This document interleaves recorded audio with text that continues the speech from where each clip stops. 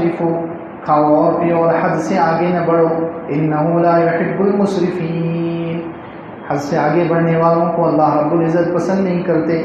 دوسرا حکم یہ دیا، عرب لوگ جب زمانہ جاہلیت میں حج کے لیے جب جاتے تھے، وہ عبادت کے لیے، اور خاص طور سے حج ان کی سب سے بڑی عبادت تھی، تو جب وہ حج کے لیے جاتے تھے تو سب اچھی اچھی چیزیں کھانا چھوڑ دیتے تھے، گوشت چھوڑ دیں گے، مچھلی چھوڑ دیں گے، چکنائی والی چیزیں چھوڑ دیں گے کہ نہیں اب اللہ کی عبادت کے لیے جا رہے ہیں، سب چھوڑ دو، صرف روکھی سوکھی روٹی کھا لی، کبھی فاقہ کر لیا، یہ ان کی عادت تھی۔ تو اس کے خلاف اللہ رب العزت نے یہ حکم دیا۔ میرے بندے کہ اسلام کتنا پیارا مذہب ہے، سبحان اللہ، کتنا اعتدال ہے۔ اللہ رب العزت نے ہماری طبیعتوں کا، ہماری عادتوں کا کتنا خیال رکھا ہے۔ تو اللہ رب العزت نے ان عرب لوگوں کی جو کافر مشرک تھے، ان کی جو عادتیں تھیں، ان کی عادتوں کے خلاف یہ حکم دیا کہ کھاؤ اور پیو، کلو وشرب، اچھی چیزیں کھا سکتے ہیں، اسلام میں اجازت ہے، اچھی چیزیں کھا سکتے ہیں، پی سکتے ہیں، لیکن شرط کیا ہے؟ حد سے آگے نہ بڑھو۔ کھانے پر پابندی نہیں ہے، حد سے آگے بڑھو، بس شریعت نے بارڈر بتلا دیا، حد بتلا دی، اس حد سے آگے نہ بڑھو۔ اسراف کہتے ہیں جائز چیزوں میں حد سے آگے بڑھ جانا، یہ ہے اسراف، یہ بھی جائز نہیں ہے۔ جائز چیزوں میں حد سے آگے بڑھنا، کھانا حلال ہے، اب اس کو کھاؤ لیکن حد سے آگے مت بڑھو، یعنی بہت زیادہ مت کھاؤ، حد سے زیادہ مت کھاؤ کہ اتنا کھائے پیٹ بھر گئے اور اس سے بھی اوپر ہو گیا، پانی کے لیے اور ہوا کے لیے بھی گنجائش نہیں رہی، یہ صحیح نہیں ہے۔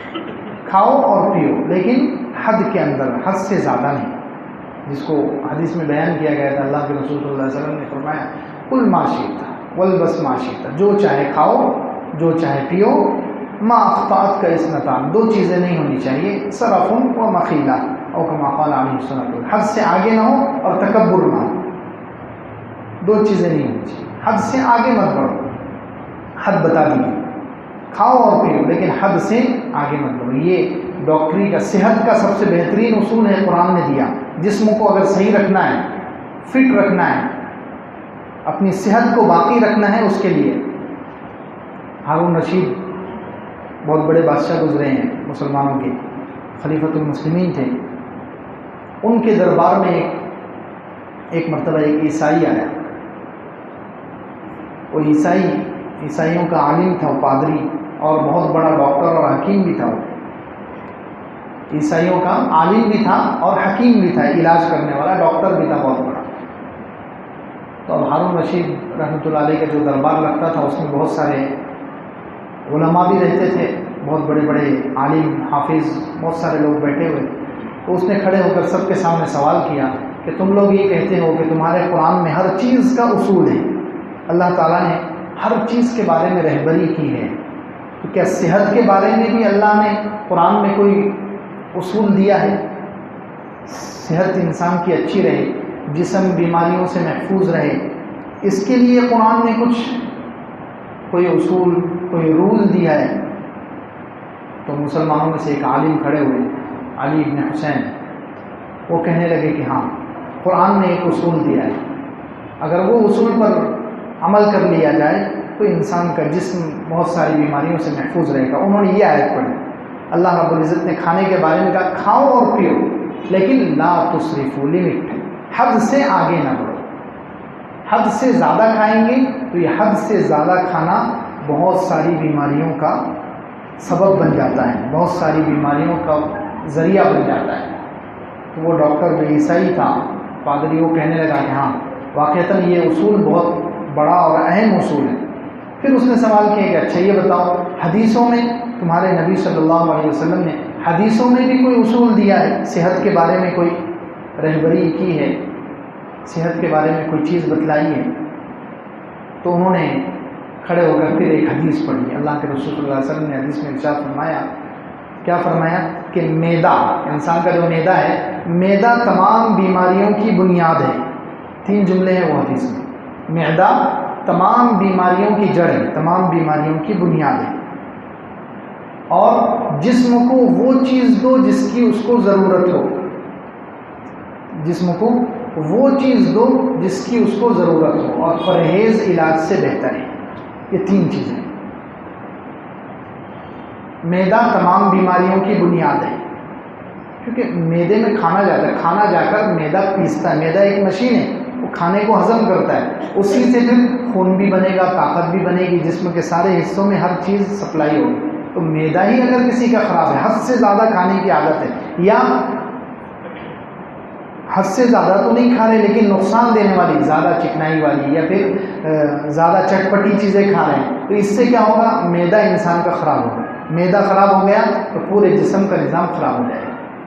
اس لیے کہ معدہ تمام بیماریوں کی جڑ بنیاد ہے. اس کو صحیح رکھو، کم کھاؤ اور اچھی چیزیں کھاؤ، نقصان پہنچانے والی چیزیں نہیں. سوچ سمجھ کر، تحقیق کر کے کون سی چیزیں ہمارے جسم کے لیے مفید ہے وہ چیزیں کھاؤ. اور کم کھانے کا مطلب بہت زیادہ کم نہیں، بس جتنا بھوک ہے، بھوک سے 2-3 نوالے کم کھانا ہے، بس 2-3 لقمے کم. ہم لوگ کیا کرتے ہیں؟ 2-3 لقمے زیادہ کھا لیتے ہیں، 2-3 نہیں بلکہ 8-10 زیادہ کھاتے ہیں. ہمارا مزاج کیا ہے؟ زیادہ کھانا، زیادہ نہیں، 2-3 لقمے بھوک سے کم کھانا. تو کیونکہ یہ دنیا کا اصول ہے، آپ دیکھ لیں دنیا کا اصول کیا ہے کہ کسی بھی مشین میں آپ اوور لوڈ کر دو، وہ جتنی اس کی کیپیسٹی ہے، جتنی اس کی برداشت کی صلاحیت ہے، اس سے زیادہ آپ اس میں مال ڈالیں گے تو پھر وہ مشین خراب ہو جائے گی. تو ایسے ہی معدہ ہاضمے کی مشین ہے، اس میں اگر حد سے زیادہ کھانا چلا جائے گا تو پھر انسان کا معدہ، وہ مشین خراب ہو جائے گی. اور جب معدہ ہی خراب ہو گیا تو پورا جسم بیمار ہے. تو اس کی پہلا اصول حضور پاک صلی اللہ علیہ وسلم کے حدیث میں یہ ہے کہ معدہ تمام بیماریوں کی بنیاد اور جڑ ہے، اس لیے اس کو صحیح رکھو، کم کھاؤ اور فائدے مند چیزیں کھاؤ، نقصان دینے والی چیزیں نہیں. پہلا اصول یہ. دوسرا، جسم کو وہ چیز دو جس کی اس کو ضرورت ہو. جب غذا کی ضرورت ہو غذا دو، دوا کی ضرورت ہو تو دوا دو. غذا کی ضرورت ہو تو غذا، اور دوا کی ضرورت ہو دوا. یہ جو چیز جس چیز کی ضرورت ہو وہ چیز. اور تیسرا اصول، پرہیز علاج سے بہتر ہے. پرہیز کرو، یہ دوا کھانے سے بہتر ہے. ہم لوگ آج الٹا چلتے ہیں، دوا کھائیں گے اور پرہیز نہیں کریں گے. سب سے زیادہ میٹھا وہ کھائے گا جس کو شوگر ہے. میٹھے کی طرف پہلا ہاتھ بڑھتا ہوا نظر آیا، سمجھ لو یہ آدمی کو شوگر. پرہیز نہیں اور دوا کھا رہے، یہ عقل مندی نہیں ہے. پرہیز علاج سے بہتر ہے. پہلے ہی پرہیز کرو، رک جاؤ، حد میں رہو تاکہ بیماری. یہ 3 چیزیں حضور پاک صلی اللہ علیہ وسلم کے حدیث میں. تو وہ جو عیسائی عالم تھا وہ سن کر کہنے لگا کہ تمہارے نبی صلی اللہ علیہ وسلم نے اور تمہارے قرآن نے ڈاکٹروں کے لیے کوئی چیز نہیں چھوڑی، سب چیزیں قرآن میں حدیث میں آ گئی. یہ 4 اصول ہیں لیکن یہ ہزاروں اصولوں کو بھاری ہے کہ یہ ان چیزوں کا اگر کوئی خیال کر لے تو پھر اس کو بیماری بہت مشکل ہے.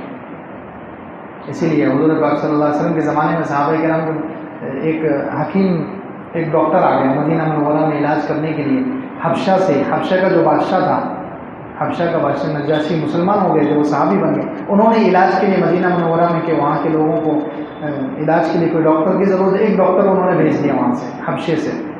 اب وہ ڈاکٹر آیا، 1 سال تک بیچارہ کلینک لگا کر بیٹھا ہوا ہے، کوئی مریض نہیں. 1 سال تک کوئی بیمار نہیں.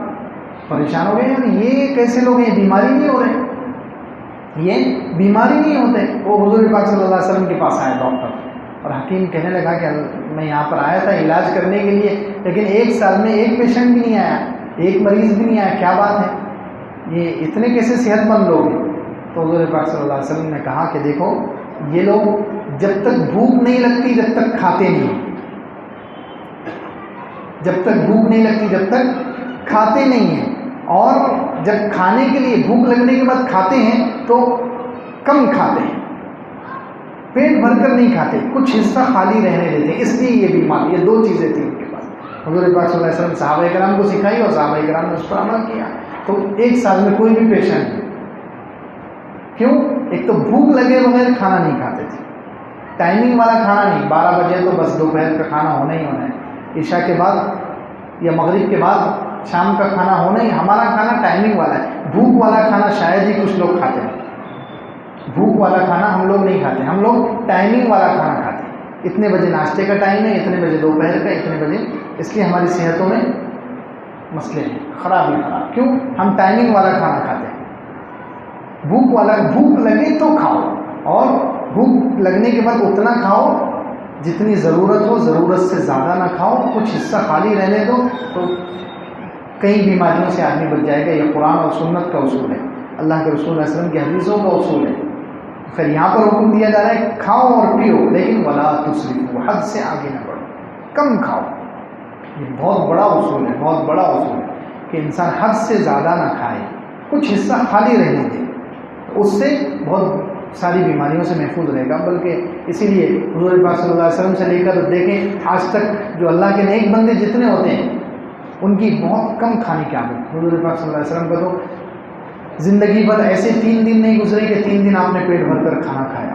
ایک دن پیٹ بھر گیا تو دوسرے دن بھوکے رہتے تھے، دوسرے دن بھر گیا تیسرے دن بھوکے رہتے تھے. یہ تو ہوا ہی نہیں کہ تینوں دن پیٹ بھر کر کھانا ملا ہو، یا کھانا مل بھی گیا تو حضور نے کھایا ہو. ایسا نہیں، پیٹ بھر کر کھانا زندگی بھر 3 دن لگاتار نہیں کھایا حضور پاک صلی اللہ علیہ وسلم. یہ حدیثوں میں موجود ہے. بھوکے رہتے ہیں. بھوکے رہنے سے جسمانی بھی فائدے ہیں، جسمانی تو ہے ہی ہے کہ انسان بہت ساری بیماریوں سے محفوظ رہے گا. روحانی بھی فائدے، روحانی فائدے الگ ہے کہ اس سے عبادتوں میں لذت، عبادتوں میں دل لگتا ہے، انسان کا دل زندہ رہتا ہے. اس سے زیادہ جو زیادہ کھانے کا عادی ہو اس کا دل زندہ نہیں ہو سکتا، اس کا دل زندہ نہیں ہو سکتا، بہت مشکل ہے. اس کے دل میں زندگی پیدا ہو جائے، اس کے دل میں اللہ کی محبت پیدا ہو جائے، اس کا دل نرم ہو جائے، بہت مشکل ہے. یہاں تک لکھا ہے علماء نے کہ جو زیادہ کھانے والے لوگ ہیں ان کے بیان کا بھی لوگوں پر اثر نہیں ہوتا. جو زیادہ کھانے والے لوگ ہیں ان کے بیان کا بھی، ان کی بات کا بھی لوگوں پر اثر نہیں ہوتا.